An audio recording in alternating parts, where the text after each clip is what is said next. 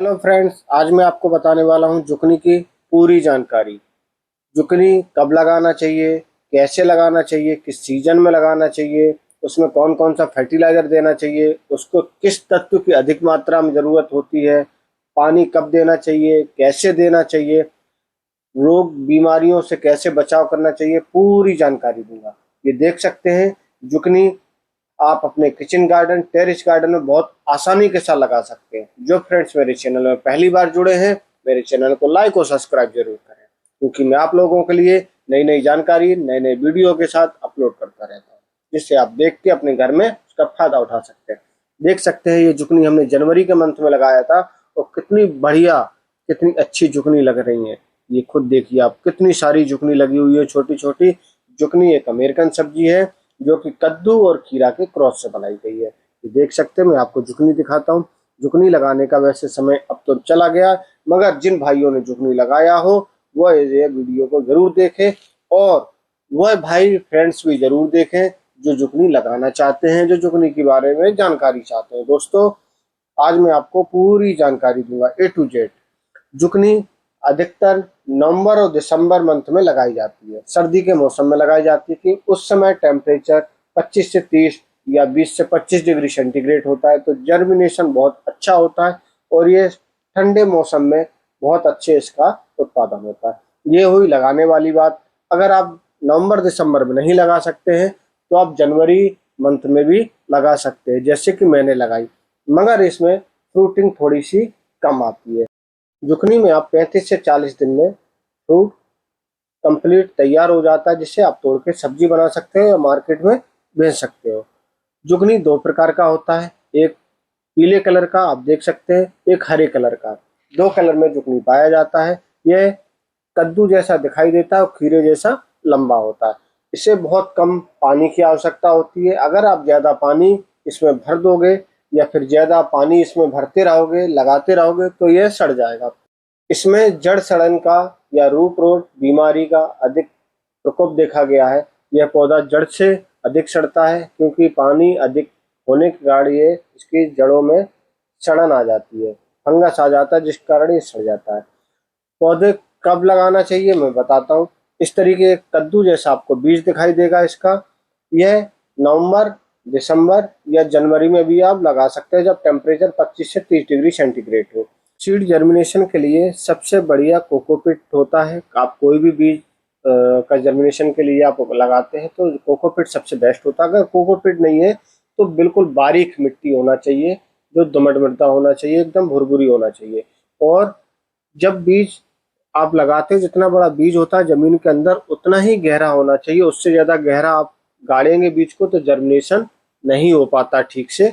आधा बीज जमता, आधा नहीं जम पाता है। ये कद्दू का बीज जैसा होता है, और जब जर्मिनेशन होने के बाद इस तरीके से दिखेगा, जैसे कद्दू का बीज और लौकी का बीज जमता है, इस तरीके से।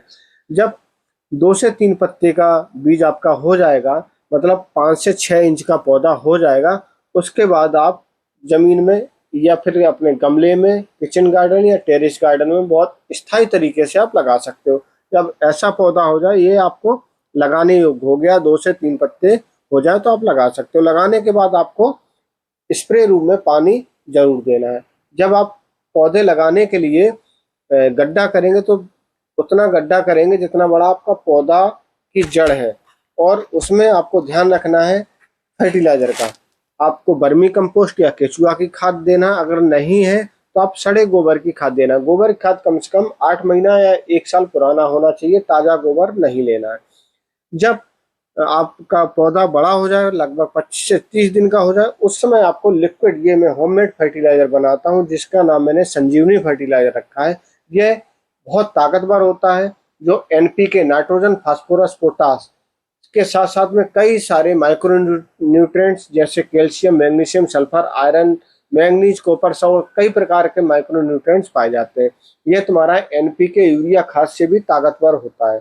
इसको हम फ्री में अपने घर में बना सकते हैं। कैसे बनाना है इसकी मैं आपको लिंक शेयर कर दूंगा, या आप हमारे चैनल पे विजिट कर सकते हैं और देख सकते हैं। इसकी मैंने कई सारे वीडियो बनाए हुए हैं।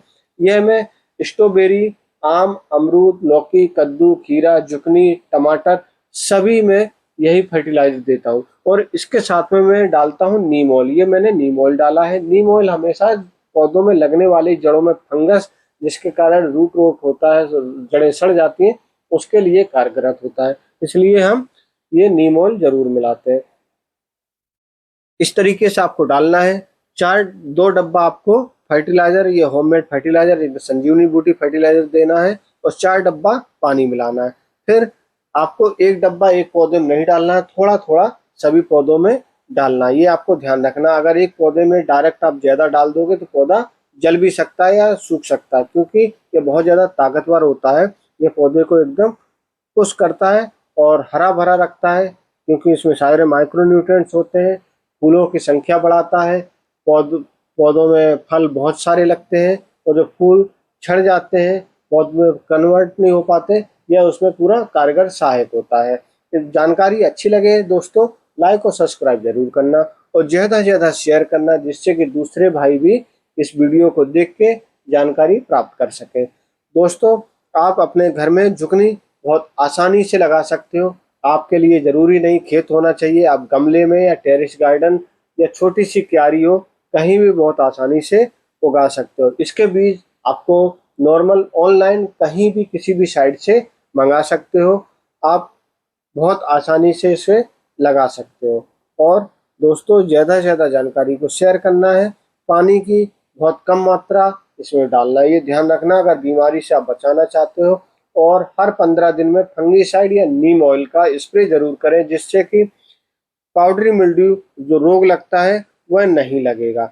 और 40 से 45 दिन में इसी तरीके से जुकनी आप भी अपने हाथ से तोड़ के खा सकते हो, मेरी तरह शुद्ध ऑर्गेनिक आप भी खाइए।